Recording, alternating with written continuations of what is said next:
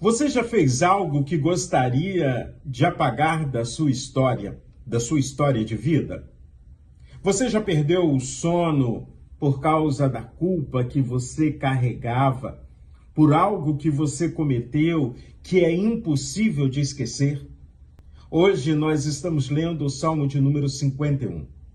Um salmo em que Davi se apresenta diante do Senhor, reconhecendo o seu pecado e suplicando da misericórdia de Deus.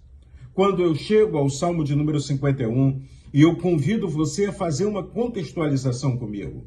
Davi peca, Davi adultera, Davi cria uma situação para que Urias seja morto.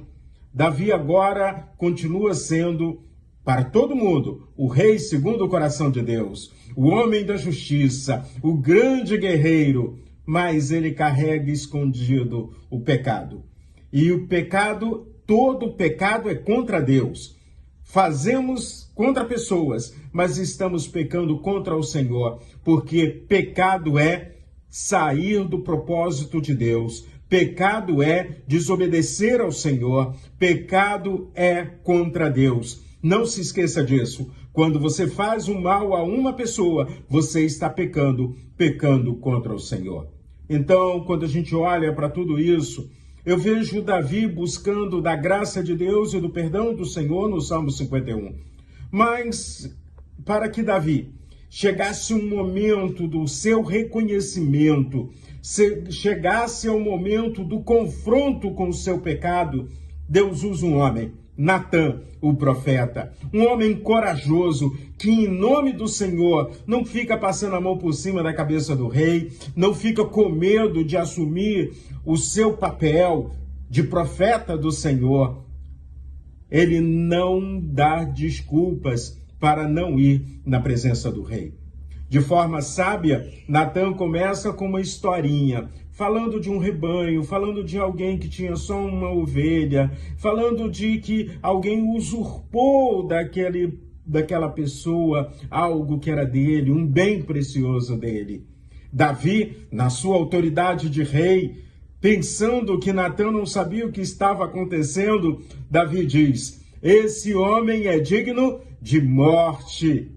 E aí Natã vira para Davi com toda a simplicidade e diz: esse homem é você.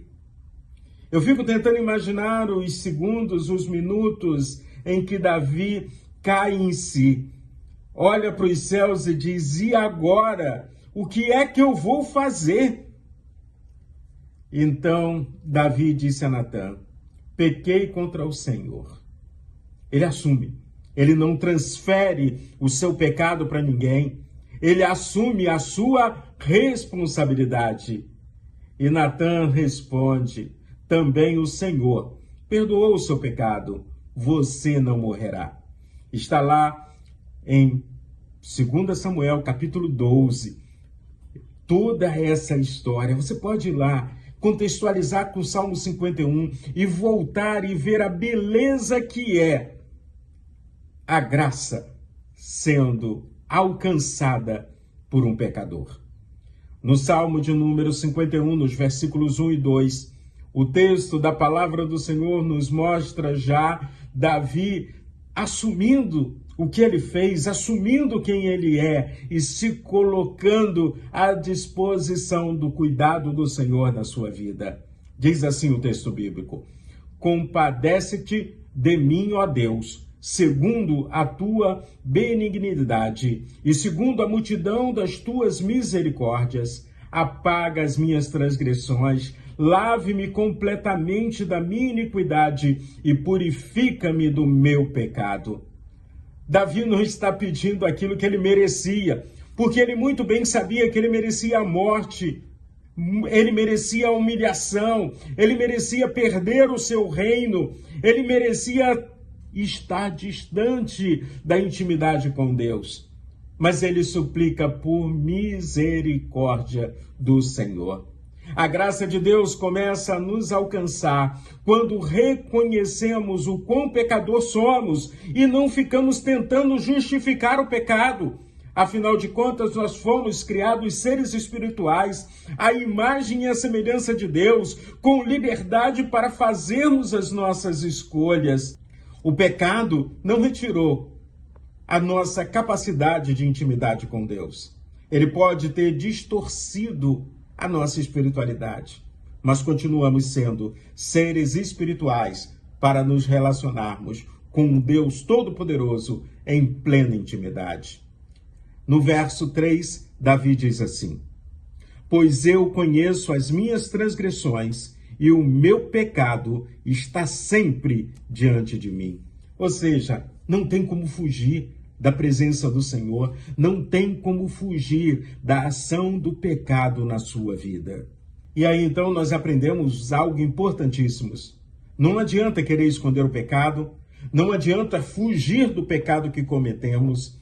A única coisa que nos resta é assumir a responsabilidade e buscar o perdão do Senhor.